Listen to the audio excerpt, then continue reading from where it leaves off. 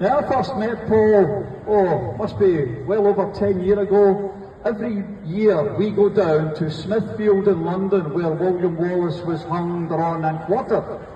Now, on the wall of St Bartholomew's Hospital in London, there's a big plaque that says, "To the immortal memory of Sir William Wallace, who was executed near this spot." Now, Paul turned up at that event over 10 years ago, and he was kind of shy about doing anything, but I persuaded him to do a poem, and he did a poem about austerity. And I'm telling you folks, it was an absolutely brilliant poem. Since then, he's got published poetry. He's known as the indie poet, Paul Colvin. Hey!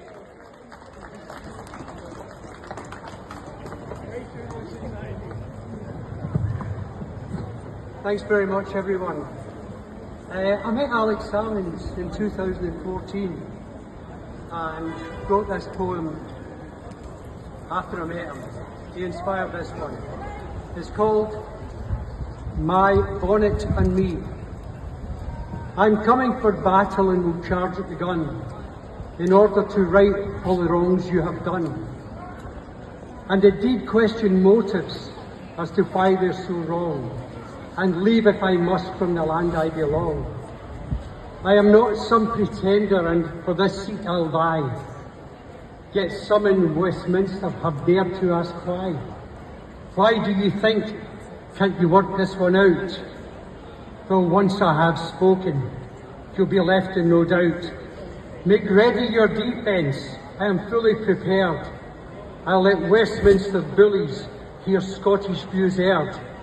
There will be no treason, nor gunpowder plot, but I'll be fighting for Scotland and every damned Scot, because you broke every promise your government made, and now that I'm coming, be very afraid. And when I win Gordon's seat, please God, let it be. Then you'll see once again my bonnet and me. Oh! Thanks, guys. I've been given permission to do 3. So this one is about Alex and the Yes campaign. To me, it's a smear by the great British state. He's a threat to the Union and the man we all hate. They want him put down, banged up, put in jail, and hope that without him, independence will fail. We've read all the smears and we've heard the reports. He's been to the police and we've seen him leave court. He's been charged, but not guilty. His innocence stands. He's still to be tried by the laws of this land. He's been charged with sex crimes, which he strongly refutes. They're afraid of his power and his great attributes. But don't let them distract you, there's no compromise. And no matter what happens, keep your eyes on the prize. Independence is coming, we have strength and resolve. We'll demand independence and this union dissolved. For yes is much bigger than one name or one man. Yes is the voice of our people, our land. Thank you. Woo-hoo! I was also asked to write a special poem, or a poem, for today. And this one I've just called The Man. I was going to call it The Enemy of the State, but I've left it at The Man. While subservient colleagues dwelt on the past, this man shared his dream to a people amassed. He spoke of belief and how hope conquered fear, and then he gathered us up how that dream was so near.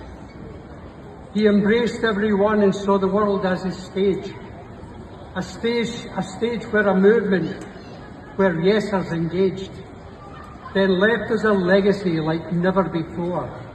We tasted hope's power, and now we yearn for more. He terrified the establishment and almost brought them to their knees, while others tried to jail them with their fabricated sleaze. While their statements were bound up in a catalogue of lies, They made sure that his innocence was just guilt in disguise. But only the greatest deserved the full force of the state, with the greatest of threats deserving all of their hate. The state could not buy him. He stood on his own. And when no one stood by him, he stood up alone. We held it all within our grasp, then threw it all away. All that we had worked for was lost on that fateful day. But how grand his aspirations, bringing independence to the poor. He only wanted what all nations had and never asked for any more. So don't listen when they say Scotland can't stand alone. They have nothing to give us we can't do on our own. He dreamt that his country would one day be free, and with the hope that he gave us, praise God, let that be. But that man had an arrogance and a smirk that said, aye, right. But he also had the confidence to back it in a fight. This orator extraordinaire, whom we honour here today, would tell us independence is just a dream away. All those hopes and expectations were all down to that one man, the man who held their soul to our dear, the man who said, we can. The dreamer's song will always live, and his dream shall never die. But he left before the song was done. Now it's down to you and I. Thank you, everyone. Thanks very much. And happy St. Andrew's Day. Well done, Paul. Hey guys, we're going to play a couple of these songs.